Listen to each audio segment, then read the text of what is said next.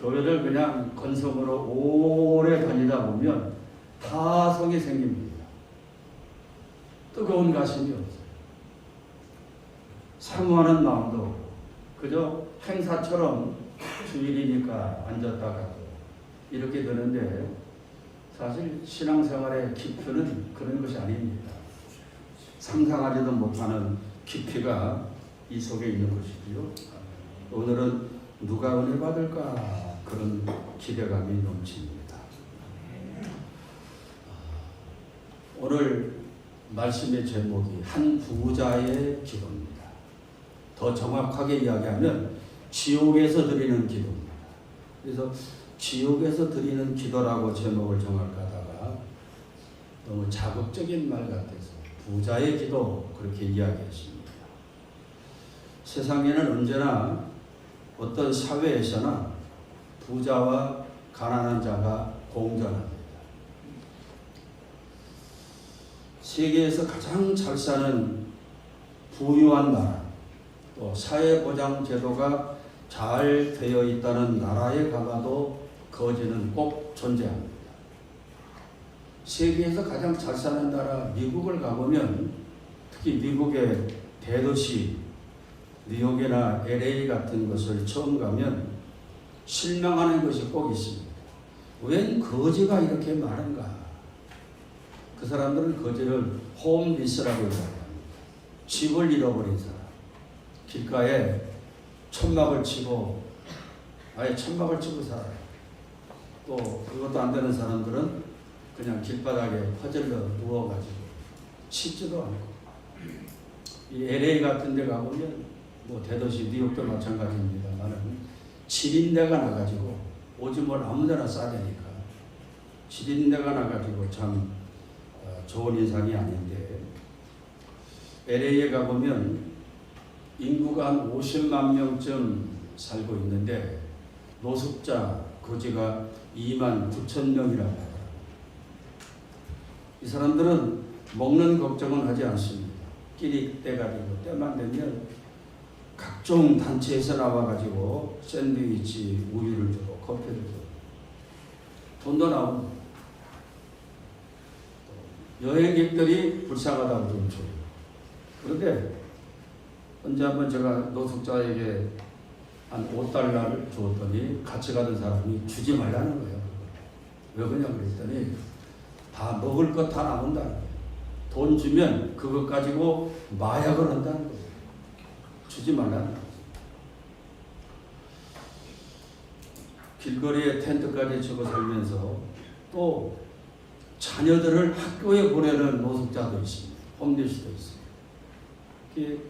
우리 손주들 다니는 학교에도 홈리스 자녀들이 있대요. 교사들이 특별히 관리하고. 반대로 가난한 나라에 가도 꼭 부자는 있습니다. 오늘 이 누가복음 16장의 말씀은 예수님의 유명하신 비유지요. 부자와 거지 나사로에 관한 이야기입니다. 본문을 보면 거지 이름은 나사로라고 나와 있습니다. 나사로. 그런데 예수님이 죽음에서 살리신 베다니 마을의 나사로가 아니라 또 다른 나사로입니다. 부자의 이름은 나와 있지 않아요. 성경. 그냥 부자라고 이야기하는데 유다에 전해오는 전승에 의하면 부자의 이름은 다이부스라고 이야기합니다. 그래서 다이부스와 나사로의 이야기입니다. 부자와 거지, 다이부스와 나사로의 이야기. 오늘 이 말씀에 부자 이 다이부스는 돈이 많은 사람을 대표한다기보다는 이게 중요한 거예요. 가진 것이 너무나 많아서 하나님을 멀리하는 사람. 가진 것이 너무나 많아서 하나님을 모실 수 없는 사람. 세상이 너무나 즐겁고 재미있어서 주님을 모시지 못하는 사람. 우리도 될 수 있습니다. 교회 나온다고 나오지만 세상 즐거움이 너무나 좋다 보니까 주님을 깊숙이 모시지 못하고 한 손에는 세상, 한 손에는 하나님을 붙잡고 있습니다. 이 부자의 세 가지 특징이 본문 19절에 나와 있습니다. 한번 볼까요? 본문 19절. 자, 안 나옵니까? 성경을 여러분 찾아놓고 읽어보세요. 본문 19절 시작. 한 부자가 있어 자색옷과 고운 베옷을 입고 말미암아 그의 시주라. 자색옷과 고운 베옷입니다. 비싼 옷입니다. 이게 자색옷은 염색을 해야 돼요. 고운 베옷은 비단입니다. 아주 값비싼 옷입니다. 요즘 말로 말하면 명품입니다. 명품. 여자의 로망은 명품 핸드백 갖는 것이 로망이라고 그러지. 남자의 로망은 외제차 타는 거. 그래서 원룸에 살아도 속 없는 젊은이들이 외제차를 몰거든. 얼마 전에 김정은이 러시아를 열차로 순방하면서 수행했던 누굽니까? 김여정이가 2천여만 원에 나가는 명품 핸드백을 들고 다닌다고 신문에 나온 적이 있어요. 또 측근에 있는 누굽니까? 송 누구지요? 현성월. 또 외무부 장관하는 그 여자도 2천여만 원 나가는 명품백을 들고 다닌다. 아마 우리나라 김건희 여사가 명품백 들고 다닌다고 했으면 난리 났을 겁니다. 대통령 사퇴하라고까지 했을 거예요. 북한 주민들은 헐벗고 굶주리는데 지도층에 있는 인사들이 이렇게 고급 명품백을 들고 다닌다. 명품 옷을 입고 다닌다. 전 세계 사람들의 뉴스거리가 되었습니다. 여기에 노블리스 오블리제는 없는 것입니다. 그 다음에 부자의 모습이 어떤 모습입니까? 호화롭게 생활합니다. 호화롭게. 분수에 넘치는 것입니다. 아까 잠깐 얘기했죠? 원룸에 살아도 차는 외제차. 생각이 짧은 젊은이들이 왜 그러냐고 물어봤더니 그래야 여자들이 많이 모여든다. 여러분, 하나님은 겉으로 드러난 모습을 좋아하지 않습니다.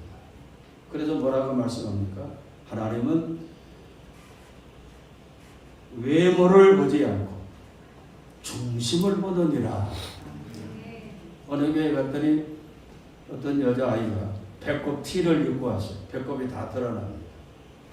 좀 교회 올 때 단정하게 해라. 그랬더니 하나님께 보여드리려고 그러는데 배꼽이 사람의 중심에 있잖아요.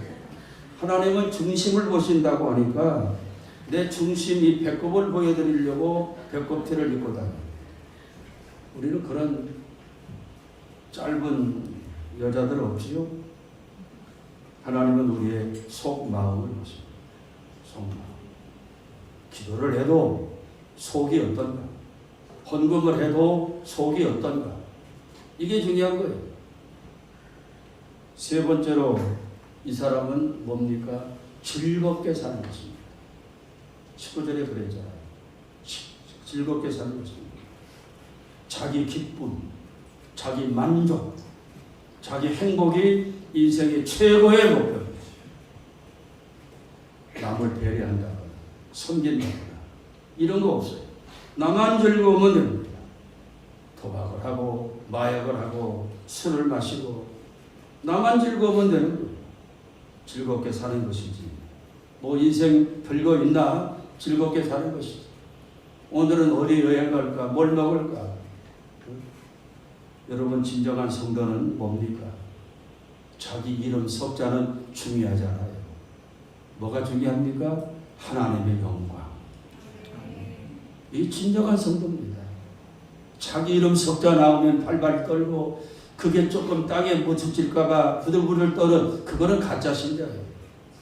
자기 이름은 묻힐지라 하나님의 영광이 드러나는 것. 다윗이 그거였지 않습니까? 17살 다윗이 골리앗을 향해 맞짱뜨러 나갈 때 뭐라고 이야기합니까? 저 개 같은 놈이 감히 살아계신 여호와 하나님의 이름을 멸시하느냐? 내가 가서 처단하리라. 그리고 물맷들 가지고 나가잖아요. 저 여러분도 그런 삶이 될 수 있기를 축원합니다. 그런데 20절을 보니까 거지의 모습은 전혀 다른 모습입니다. 20절 읽어볼까요? 시작. 그런데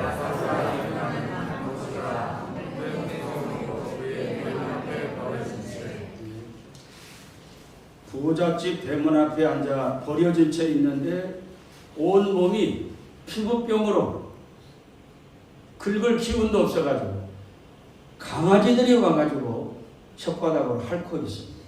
고름이 짭짤하고 맛있거든요. 21절 시작.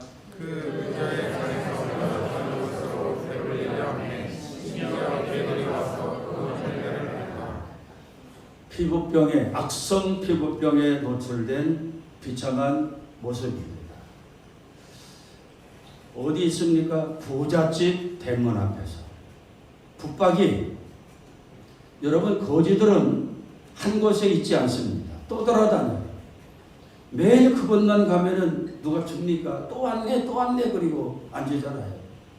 그래서 이것저것 옮겨 다니면서 얻어먹어요. 오늘은 이 동네 내일은 저 동네 스케줄이 다 있습니다. 각설이 타령하시지요? 뭐라고 노래합니까? 각설이가 작년에 왔던 각설이 죽지도 않고 또 왔네. 작년에 왔다 갔다는 것입니다. 1년 만에 다시 왔다는 거지요. 그러니 좀 도와달라는 것입니다. 한 곳에 머물지 않고 자기 계획 따라서 옮겨 다녀요. 그런데 이 거지는 옮겨 다닐 만한 기력도 없는 거예요. 부잣집 대문 앞에 붙박이로 앉아가지고 부잣집 상에서 떨어지는 그 부스러기 음식을 먹으며 그날 연명하고 그의 옆에는 강아지 한 마리가 있습니다. 상체를 핥아먹고 있어요. 딱하고 안쓰럽고 가련한 가련한 거지. 세상은 참 어떻게 보면 불평등합니다. 오늘날에도 삼각김밥, 컵라면으로 끼니 때우고 학교 가고 출근하는 젊은이들이 있는가 합니다. 수천만 원짜리 명품 시계 핸드백으로 무장하고 오늘은 이걸 부장, 내일은 저걸 부장, 외제차 타고 다니면서 여행 다니고 불경패 평등하지 않습니다. 그런데 여러분 평등한 것이 꼭 하나 있습니다. 부자나 가난한 자나 똑같이 평등하게 찾아오는 것. 그게 뭡니까? 죽음입니다. 죽음입니다. 저는 지난 추석 연휴 동안에 4군데에서 부고장을 받았어요. 죽음은 평등합니다. 죽음은 평등해요. 얼마 전에 우리 권사님 한 분이 중국 여행 다녀오신다. 북경 쪽에 다녀오신다고 해서 만리장성 보고 오시겠습니다. 그런 얘기 나누었는데 중국의 자랑이 많지만 그 중에 대표적인 자랑거리가 만리장성입니다. 성을 쌓았는데 이 길이가 만리예요. 우주선에서 저 우주 밖에서 지구를 바라보면 다른 것은 안 보여도 만리장성은 보인다고 합니다. 그만큼 거대하고 거창해요. 이걸 누가 만들었습니까? 한나라를 세운 진시황입니다. 진시황은 중국의 모택동과 더불어서 가장 존경받는 인물인데 왜 그런가 하면 중국 대륙을 통일시킨 사람들이 이 진시황이고 모택동입니다. 기원전 200여 년 전 중국이 수십 개의 나라로 조각조각 갈라져 있었는데 진시황이 나와가지고 그 넓은 중국 대륙을 통일시킵니다. 그리고 한나라를 세워. 나라를 세우고 천하를 놓고 보니까 욕심이 생깁니다. 부귀 영화를 자손 대대로 누려야 되겠다. 그래서 3,000명의 동자를 모집합니다. 전국 천하를 다니면서 불로초를 구해오라. 불로초 뭔지 아시죠? 늙지 않는 약이에요. 제주도에 가면 거기 있는 사람이 그런 얘기 하지요. 여기까지 진시 황제가 보낸 동자가 와서 불로초를 구해갔다. 그 불로초가 인삼이라더라. 그런데 이 천하를 호령했던 이 진시황이 겁나는 것이 한 가지가 있습니다. 중국은 산이 없는 나라입니다. 이쪽 우리나라하고 가까운 동쪽을 제외하고는 온 그 넓은 땅이 뻥 뚫려 있어요. 산이 없어요. 북쪽에 있는 오랑캐들이 걱정되는 겁니다. 산도 없는데 저놈들이 밀고 나오면 어찌 될까? 그래서 수십만 명의 중국인 노예들을 전쟁 포로들을 동원시켜가지고 성을 쌌습니다. 북쪽에 있는 오랑캐들이 남쪽으로 밀고 내리지 못하도록 그렇게 해서 만들어진 것이 만리장성입니다. 중국인들 전쟁 포로들 수십만 명이 죽습니다. 그런데 이 진시황이 몇 살에 죽은 줄 아십니까? 49살에 죽어요. 49살. 중국 서안에 가보면 진시황의 능이 거대하게 지하에 묻혀 있습니다. 그리고 유명한 병마용이 거기에 있어요. 자기가 죽어도 나를 지킬 호위무사들을 거기 만들어 놓은 것입니다. 뭘 얘기하는 것입니까? 죽음은 누구를 피해갈 수 없다는 것입니다. 누구에게나 죽음이 오는 것입니다. 성도 여러분, 이 죽음을 맞이할 수 있는 준비가 되어 있습니까? 참 중요한 질문이지요. 오늘이라도 주님이 나를 부르시면 할렐루야 주님 앞에 갈 수 있는 그런 준비가 되어 있냐는 것입니다. 본문 22절에 보니까 거지도 죽습니다. 거지가 먼저 죽어요. 부자도 죽습니다. 거지는 천사들의 받들려서 아브라함 품으로 들어갑니다. 천국에 간 거예요. 부자도 죽습니다. 다 죽습니다. 전 세계적으로 똑딱 하는 사이에 2명이 죽는데 전 세계적으로 하루에 16만 명 정도가 죽는다는 것입니다. 전 세계적으로 부자도 있고 가난한 자도 있고 과학자도 있고 학교 입구에도 못 간 사람도 있고 늙어서 죽고 병들어 죽고 사고로 죽고 스스로 죽고. 그런데 놀라운 것은 대부분의 사람들이 죽음은 나하고 상관이 없는 멀리 있는 것처럼 여겨져요. 멀리 있는 것처럼 생각합니다. 부자와 나사로가 떠난 것처럼 우리 부모님들이 떠난 것처럼 나도 떠나갈 그날이 있다는 것입니다. 사무엘상 20장 3절에 보면 다윗이 이런 이야기를 합니다. 나와 죽음 사이에는 한 걸음뿐이니라. 맨 마지막에 나오는 글자죠. 나와 죽음 사이는 한 걸음 차이니라. 그만큼 죽음이 가깝다는 것입니다. 미국의 닥터 제프리 롱이라는 사람이 죽음 이후라는 책을 펴냈습니다. 이 사람은 20년 동안 죽었다가 다시 살아난 사람들을 면담하면서 몇 가지 결론을 여기에 얻어냈어요. 첫째는 잠깐이지만 영혼이 몸속에 있을 때보다 더 분명한 의식을 가지고 있더라 하는 것입니다. 무슨 말씀인지 알겠어요? 두 번째는 대부분 죽었다 살아난 사람들이 가족을 만나고 왔더라. 세 번째는 죽었다 살아있는 죽은 그 기간 동안 자신의 지난 날을 회고하면서 후회했더라. 내가 왜 그리 살았을까? 한 30년, 40년 전에 현실의 권사라는 유명한 신묘의 역사를 일으키는 권사님이 계셨습니다. 저 용산에 전국에서 외국에서 수많은 환자들이 거기 와서 기도받고 병고침 받았어요. 대단했습니다. 1970년대, 1980년대. 그런데 어느 날 이분이 잠깐 죽은 모습으로 꿈인가 생시인가 하고 있는 그런 모습으로 죽어가지고 천국을 갔어요. 베드로가 대문 앞에서 기다리고 있더래요. 베드로 사도님, 저 시내가 왔어요. 베드로가 시내가 누군데? 한번 거기 오세요. 이름 있을 거예요. 뒤적뒤적 거리더니만 시내 네 이름은 없어. 뭔가 잘못됐어. 가라고 하는 말은 지옥에 가라는 거지.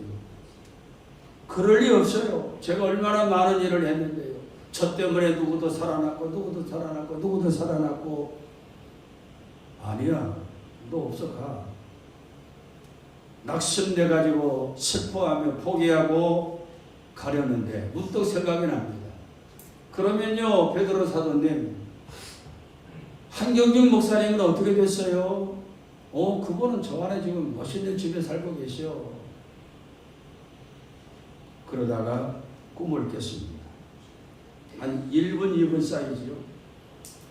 이분이 그 꿈을 꾸고 나서 자기의 지난 날을 되돌아봅니다.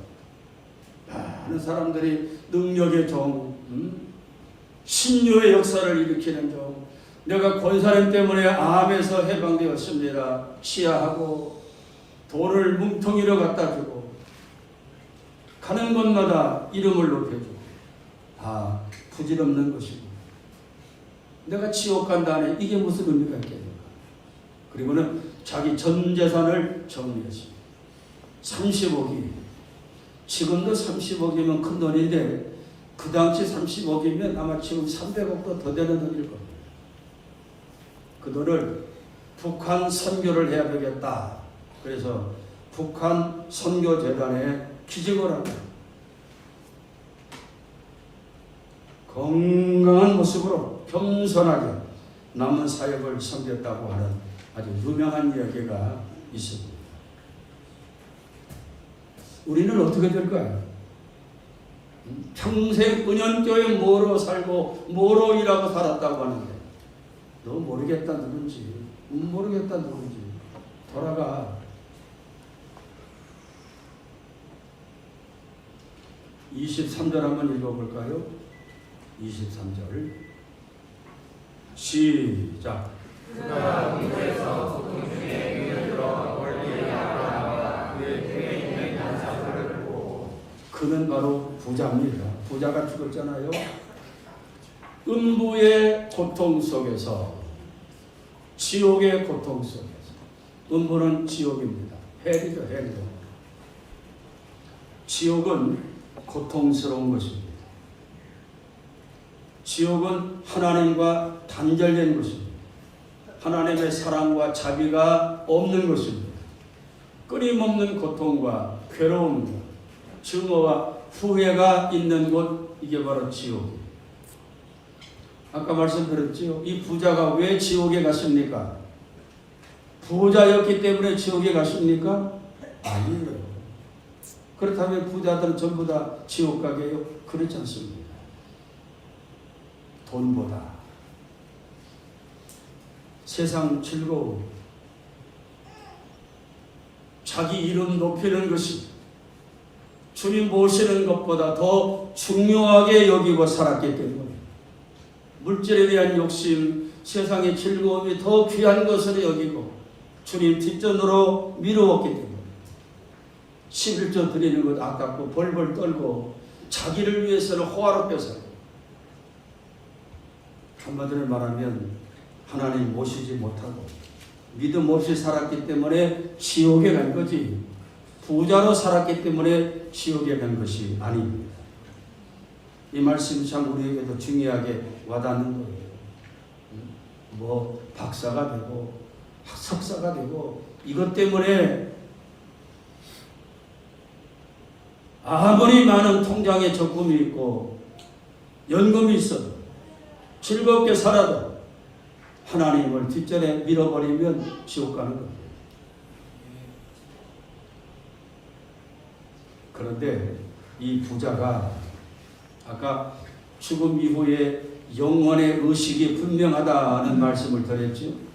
지옥에 가서 그 고통받으면서 마음에 와 닿는 것이 있습니다. 잘 들으세요. 마지막 이 말씀의 핵심 포인트입니다. 아직도 세상에 남아있는 형제들, 자식들이 가슴에 와닿는 거예요. 이 고통스러운 곳에 나 혼자 온 것만 해도 아니야, 그들이 오면 안 돼요. 형제 자녀들이 여기 와서는 안 돼요. 그래서 그 지옥 속에서, 지옥의 고통 속에서 이 부자가 기도하고 있습니다. 지옥에서 드려지는 기도. 뭐라고 기도합니까? 28절에 보니까 뭐라고 말합니까? 내 형제 5명이 있는데 그들에게 증언하여 그들에게 지옥의 모습을 알려주어서 그들로 하여금 이 고통받는 곳에 오지 않도록 해주소서. 27절에 보니까 누구를 보내라는 것입니까? 나사로를 보내요. 왜냐하면 나사로는 형제들도 알고 있고 자식들도 알고 있는 사람입니다. 자기 집 대문 앞에서 늘 얻어먹고 살던 나사로는 형제들도 자식들도 알고 있기 때문에 그 나사로를 보내면 믿을 것 같으니까. 이때 나사로는 아브라함 품에서 천국에 있었다고 그랬습니다. 그 아브라함 품에 있는 나사로를 잠깐 세상에 보내서 내 형제들에게 내 자식들에게 이곳에 오지 않도록 좀 해달라는 것입니다. 얼마나 애간장이 타겠습니까? 아버지여 구하옵나니 나사로를 내 집에 보내요. 내 형제 내 자식들은 이곳에 오지 않도록 부디 좀 말씀해 주세요. 그때 아브라함이 뭐라고 말합니까? 29절 한번 봅니다. 시작.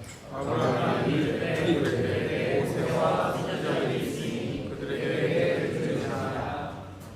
나사로는 안 된다는 것입니다. 대신 세상에는 누가 있다고요? 모세가 있고 선지자가 있다는 것입니다.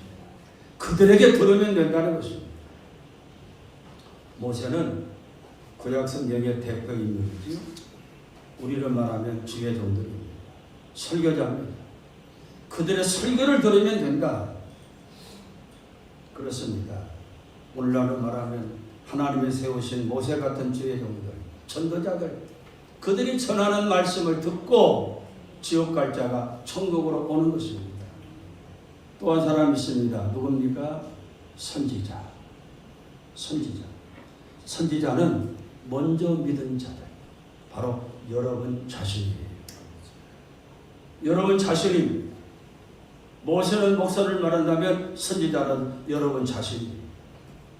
그들이 형제들 자식들에게 너 거기 가면 안 돼. 지옥은 고통스러운 것이야. 예수 믿어야 돼. 같이 교회 가자. 이거 하라는 것이 믿습니까? 오늘은 너무 그냥 기가 막힌 이야기 하니까 아멘 소리가 없네. 지옥으로 떨어진 부자가 이런 후회를 하면서 이 고통은 나 혼자 좋게, 내 형제들, 내 자식들은 여기 오면 안 돼. 그들에게 좀 여기 오지 못하도록 나사로를 보내어 주소서. 아브라함의 대답이 뭐예요? 세상에는 모세가 있어, 선지자가 있어, 그들에게 들으면 돼. 여러분이 선지자들입니다. 형제들, 자식들에게 지옥 가서는 안 돼. 교회 나와야 돼.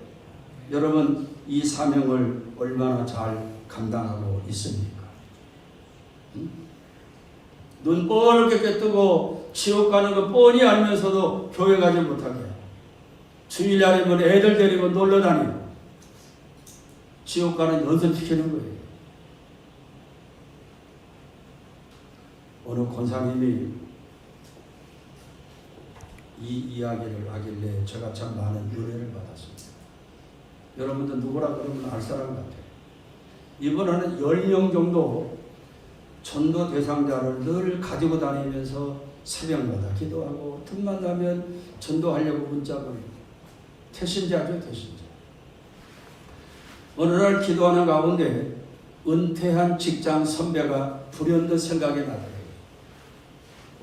그래서 그를 위해서 특별히 작정 기도를 하면서 전도해야 되겠다. 소통하고. 팀장님, 제가 한번 뵙고 싶어요. 그래? 우리 지금 집에 와. 나 요즘에 놀고 있잖아. 찾아갔다.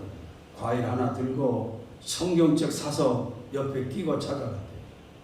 갔더니 뭡니까? 빌라 아래층 반지하에 살고 있더라고요. 혼자 살고 있대. 반갑게 맞아서 들어가가지고 이 팀장의 이야기를 들어주는데 1시간 정도 이야기를 하더래요. 눈물 쏟아가면서 지나온 세월 동안 고생한 이야기 다 같이 들어줬답니다. 함께 울고 웃고. 팀장님, 참 어려운 세월을 사셨네요. 제가 여기 온 목적이 있어요. 팀장님, 예수 믿으세요. 오다 보니까 앞에 교회 있던데 거기에 가세요. 그리고는 구원 초청을 했습니다. 참 봤더래요. 눈물 뚝뚝 흘리면서. 그리고는 영접기도 같이 시키고, 제가 드리는 선물이 성경책을 드립니다. 저와 같이 이 앞에 있는 교회 목사님을 만나러 가시죠. 갔더니 목사님이 어디 가서 안 계시더래요. 거기 교회 지키는 분들에게 이런 일 때문에 왔다. 한 20분 기다리라고 그래요. 목사님 오십니다. 또 앉아가지고 기다렸더니 담임 목사님 오시더래요. 소개하고 인계하고 돌아가십니다. 그 뒤로 이 목사님이 특별히 관심 갖고 신앙 지도하는데 얼마나 예수를 잘 믿는지 제가 그 소리를 들으면서 감동이 와가지고 그분에게 다니엘서 12장 3절 말씀을 소개했습니다. 많은 사람을 옳은 대로 돌아오게 한 사람은 별과 같이 영원토록 빛나게 하리라. 할렐루야. 피 한 방울 섞이지 않은 회사 팀장을 전도하기 위해 100여일 동안 작정 기도하고 과일을 사들고 성경을 싸들고 성경을 사서 싸들고 찾아가서 전도하고 있는 그 아름다운 여인. 하물며 우리 새끼들이, 부모들이, 남편들이 하나님 모르고 지옥 갈 준비하고 있는데 눈 멀겋게 뜨고 구경만 하겠습니까? 여러분, 선지자의 사명을 잘 감당할 수 있기를 축복합니다. 세상에는 모세가 있고 선지자가 있어. 그들에게 들으면 돼. 지옥의 뜨거운 이 고통 속에 자식들이, 형제들이 오지 않기를 기도하는 그 기도의 응답으로 세상에는 모세가 있고 선지자가 있어. 설교자들은 더 영혼 구원에 대한 설교를 뜨겁게 해야 돼요. 여러분들은 선지자로서의 그 사명을 잘 감당할 수 있기를 축복합니다. 아멘. 할렐루야. 아멘. 결론으로 두 가지. 내가 예수 믿는다고 하면서 혹시 부자처럼 살지는 않았는지, 세상이 너무나 좋아서 하나님을 멀리, 여행 다니는 것이 너무나 좋아서 주님을 멀리, 세상 친구가 너무나 좋아서 주님을 멀리. 부자가 그랬습니다. 우리가 선지자의 사명을 받았네. 이 사명 잘 감당해서 여러분을 통해 형제 자녀들이 죽게 나와 구원받는 이런 역사가 일어나기를 주의 이름으로 축복합니다. 아멘. 할렐루야. 아멘. 오늘 뜨거운 마음을 가지고 먼저 회개합시다. 믿는다 하면서도 부자처럼 세상이 너무나 좋아서 주님을 멀리하지는 않고, 그리고 우리가 선지자의 사명을 얼마나 잘 감당했는지 우리 한번 주의하고 기도합니다. 주님,